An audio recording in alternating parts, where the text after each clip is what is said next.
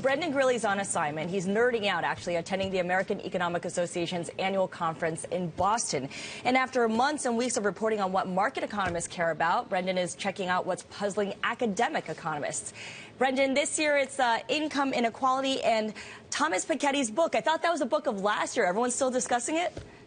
Oh, no. Economists, Scarlett, move at a glacial pace. They're just starting to pick this up. And Thomas Piketty has really messed up their world. So things were different at this year's AEA conference. The American Economics Association, I try to go every year. It's Nerd Mardi Gras. It goes on for 3 days. There are hundreds of sessions you can go to.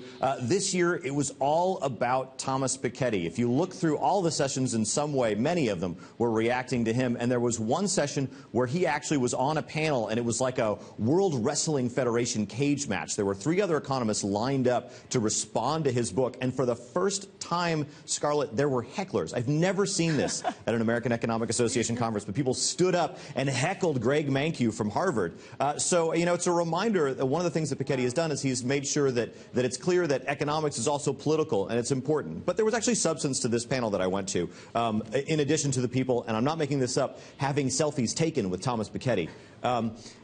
You know, the main arguments, everybody agrees that his data is amazing, that he's done a really good job of collecting wealth data and presenting it. It just didn't exist before. Nobody had gathered it and made it available before. The arguments were all about his prescription, what to do about wealth inequality now that he's shown that it exists. And so the first thing is a lot of people on the panel point out that wealth is slippery. It's really hard to define. Yeah. It's really hard. It moves across borders. The other point was that if you're really worried about fixing wealth inequality, you should look at a consumption tax, because no matter what people do with their wealth, eventually they do have to buy things. They have to buy food. They have to buy houses. Once they consume, then you can get them there. And then the third point that a lot of people brought up, several economists, is that a lot of the wealth inequality that we're looking at is housing wealth. So if you're going to figure out a way to tax it, you know, there are property taxes that are a better way to deal with that, or perhaps changing mortgage policy.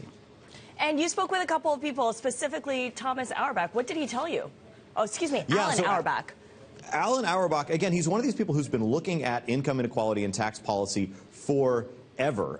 Thomas Piketty showed up and really kind of messed up Alan Auerbach's world, because there are a lot of ways of looking at economics. You know, one is the what's called the representative agent model, which is people, you know, economists in many ways assume that all members of the economy are one single person and they all behave the exact same way. Piketty completely rejects that, and that's what, you know, the staple of modern economics.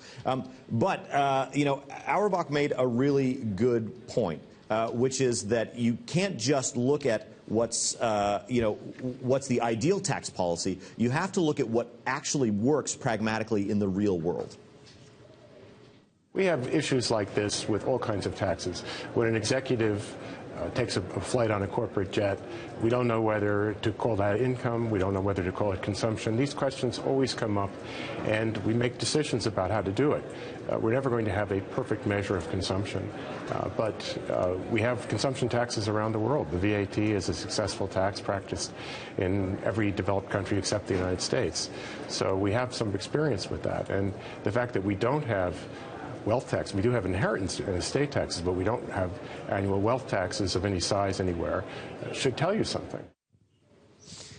Thomas Piketty is really having a profound effect on the profession of economics right now. I talked to Alan Auerbach. He also said that, you know, he would really prefer to make his economic work speak for itself and not get involved in politics. When you have a best-selling book about economic policy, you can't help but have economics be political. Yeah, absolutely. All right, well, you called it the Nerd Mardi Gras, so that means there's dancing in the streets. What did you get up to this weekend in Boston? Did you do any dancing in the streets?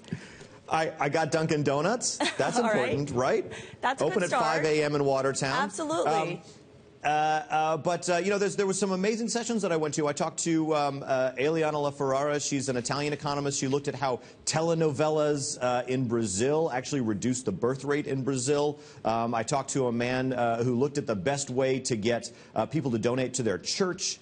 You know, based on data that we had from a parish in Zagreb, and then I did something, Scarlett, that it's a little embarrassing. It's very 2012.